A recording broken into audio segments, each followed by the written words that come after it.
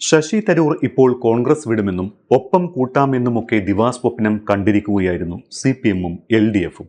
CPM-ന്റെ ആ സ്വപ്നങ്ങൾക്ക് മുകളിലേക്കാണ് KC വേണുഗോപാലിന്റെ ഒരു സർജിക്കൽ സ്ട്രൈക്ക് നടന്നിരിക്കുന്നത്. ശശി തരൂർ കുറച്ചു നാളുകളായി പാർട്ടി പരിപാടികളിൽ നിന്ന് അകലം പാലിച്ചപ്പോൾ അദ്ദേഹം കോൺഗ്രസ് വിടുമെന്ന് കുറച്ചു പേരെങ്കിലും കണക്കുകൂട്ടുകയും ചെയ്തിരുന്നു. പക്ഷേ സംഭവിച്ചത് മറ്റൊന്നായിരുന്നു.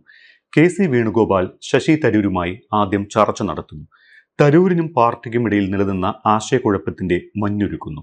അങ്ങനെ തരൂരിന്റെ വരവും കാത്തിരുന്നവരുടെ സ്വപ്നങ്ങളും കെട്ടടങ്ങി. അങ്ങനെയാണ് ശശി തരൂർ പാർട്ടി വിടുമെന്ന അഭ്യൂഹങ്ങൾക്ക് കോൺഗ്രസ് നേതൃത്വം തന്നെ വിരാമമിട്ടത്. ശശി തരൂർ CPM-ഉമായി ചർച്ച നടത്തിയെന്ന് മാധ്യമങ്ങൾ വാർത്ത നൽകിയിരുന്നു.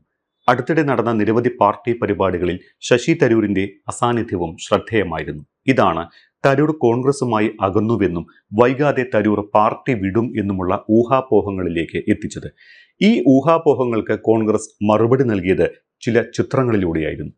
വെള്ളിയാഴ്ച KPCC ആസ്ഥാനത്ത് നടന്ന മഹാത്മാഗാന്ധി രക്തസാക്ഷി ദിനാചരണത്തിലെ പുഷ്പാർച്ചനയിലും പ്രാർത്ഥനയിലും ശശി തരൂരിനെ പങ്കെടുപ്പിച്ച കോൺഗ്രസ് തരൂരും AK ആന്റണിയും KC വേണുഗോപാലും സൗഹൃദ സംഭാഷണം നടത്തുകയും ചെയ്യുന്ന ചിത്രങ്ങൾ KPCC പങ്കുവച്ചത് മാധ്യമങ്ങളുടെ കുപ്രചരണങ്ങൾക്കുള്ള ശക്തമായ മറുപടിയായിരുന്നു.